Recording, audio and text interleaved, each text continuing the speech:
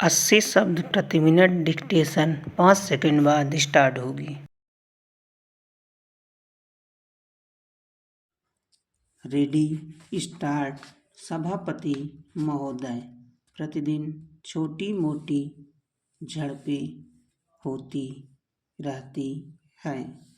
हमारी फौजें बड़े उत्साह से उनके मुकाबले में खड़ी हैं। उनके हौसले बहुत ऊंचे हैं, लेकिन हमारी सरकार का भी यह कर्तव्य है कि उनके हौसले को कभी गिरने न दे। उन्हें हर तरह की सुविधा प्रदान की जाए, जिससे उनका आत्मविश्वास बढ़े। मैं मंत्री महोदय से अनुरोध करूंगा कि सरकार अपनी नीतियों के प्रचार का काम ठीक प्रकार से अपनी फौजों से करे। उनको अच्छे अच्छे हथियार दे। अनुसूचित जातियों और आदिवासी जातियों के आयुक्त ने जो अपना प्रतिवेदन प्रस्तुत किया है, उस प्रतिवेदन को देखने से यह प्रतीत होता है कि इसको तैयार करने में उन्होंने बहुत परिश्रम से कार्य किया है।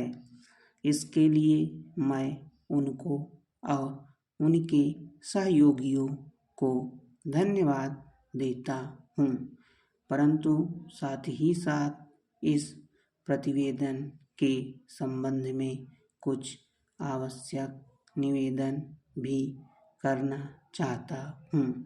पहली बात तो यह है कि इस प्रतिवेदन को देखने से ऐसा प्रतीत होता है कि इन कार्यों के लिए जिस धन का उपयोग होता है, वह 3 साधनों से उपलब्ध होता है।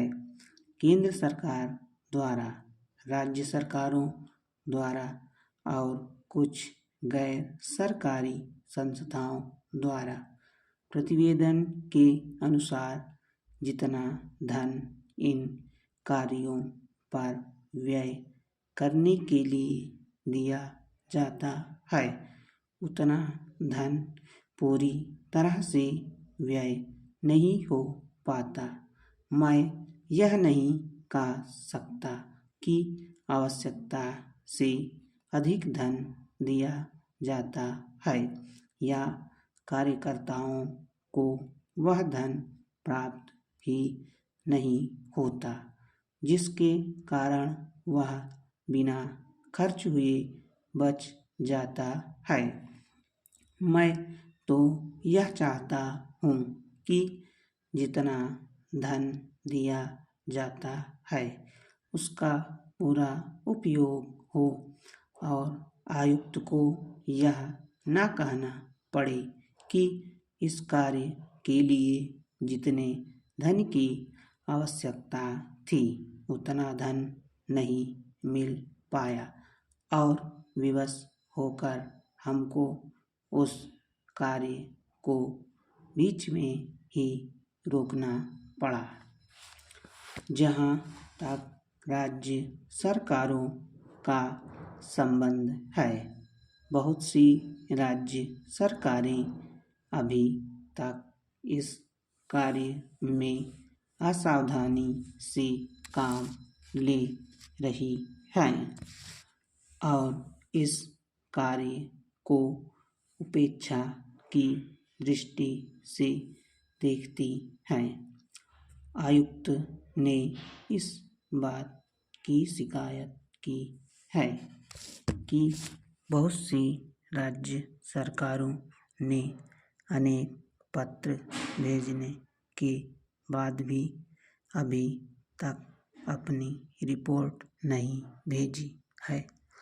मैं चाहता हूँ कि सरकार इस तरफ निष्ठापूर्वक ध्यान दे। राज्य सरकारों पर दबाव डाला जाए कि वे इस दायित्व के प्रति सचेत हों और आयुक्त को उनके कार्य में पूरा सहयोग प्रदान करें। स्टॉप।